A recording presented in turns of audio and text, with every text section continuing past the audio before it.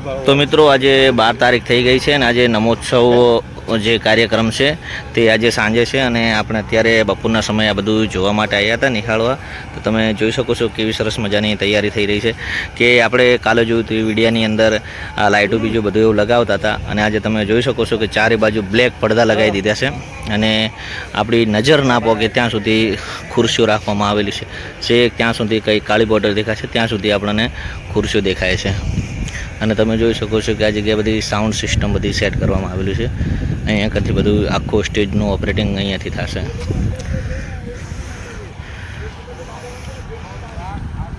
ચલો હવે આપણે આગળ જઈને થોડું જોઈએ. જો આપણને દેખાય છે જે કાળા કલરની છે તે આ બધી એલઈડીઓ લગાવેલી છે એ છે. પછી આ છે પાછળ એલઈડીઓ લગાવેલી છે. તમે જોઈ શકાય છે કે ઉપર લાઇટો જે લગાવતા હતા એકદમ નીચે હતી કાલે સ્ટેજની જોડે જ, અત્યારે એકદમ ફૂલ ઊંચી કરી નાખી છે. અને પેલી બાજુના બહારના ભાગની અંદર જમણવારની પણ સુવિધા કરવામાં આવેલી છે. એ પણ બાજુ આપણે જઈએ. જો આ ટેડી છે અને આપણે સ્ટેજ ઉપર જઈએ. હવે જો અતિથિ મહેમાનો માટેની ખુરશીઓ ગોઠવાઈ રહી છે અહીંયા કને અને આ સરસ મજાની ઓટલારી બનાવેલી છે.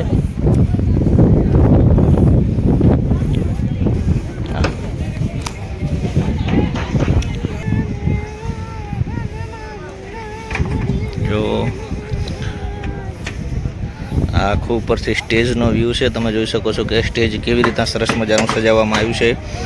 અહીંયાથી તમે જોઈ શકો છો સ્ટેજના અલગ અલગ ભાગ પાડીને સજાવવામાં આવેલું છે.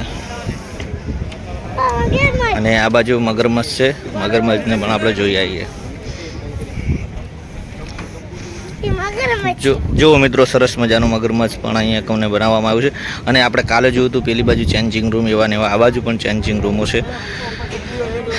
અને બધા વ્યક્તિઓ ધીમે ધીમે આવવા લાગ્યા છે કારણ કે આજ સાંજે કાર્યક્રમ છે એટલા માટે.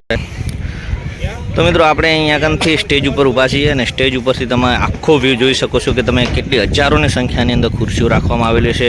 ફર્સ્ટ આ જો આ 3 છે જે મહેમાન અતિથિગણ છે મેન એમના માટે 3 ખુરશીઓ છે. પછી વીવીઆઈપી એના પાછળ, પછી વીઆઈપી અને પાછળ તમે સિવિલિયન્સ માટેની પણ ખુરશીઓ જોઈ શકો છો કે ક્યાં સુધી લગાવેલી છે ખુરશીઓ અને કેટલી પબ્લિક આવશે.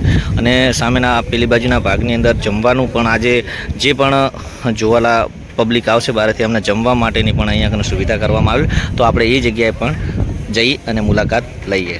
તો મિત્રો આ બાજુ ટ્રેનનું પોસ્ટર લગાવ્યું સરસ મજા અને આ બધા મેમ આ બાજુ તૈયારી કરાવી રહ્યા છે બધાએ એમની ટીમ જોને. આજે મારી સાથે મારો દીકરો આવ્યો છે કે પપ્પા આપણે આ બાજુ જોવા જઈએ. તે જોવા જાય છે. આ બાજુ નકશો, આ બાજુ જો આપણને દેખાય છે કે આ ચેન્જિંગ રૂમની અંદર બધા લોકો આવી ગયા છે જે પરફોર્મન્સ કરવાના છે એ બધાએ.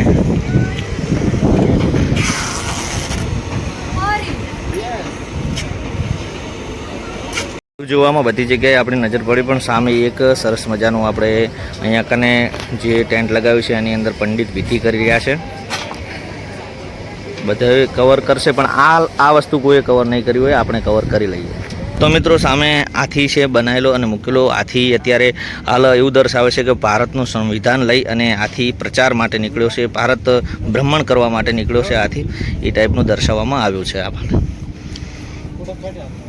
તો મિત્રો આપણે જેવી રીતના જોયું કે અંદર સ્ટેજ જોયું, સ્ટેજનું સેટઅપ બહુ સરસ મજાનું કરેલું છે. અહીંયા કંથી પણ આપણને એકદમ ક્લીન દેખાઈ રહ્યું છે. આ બધું તમે જોઈ શકો છો.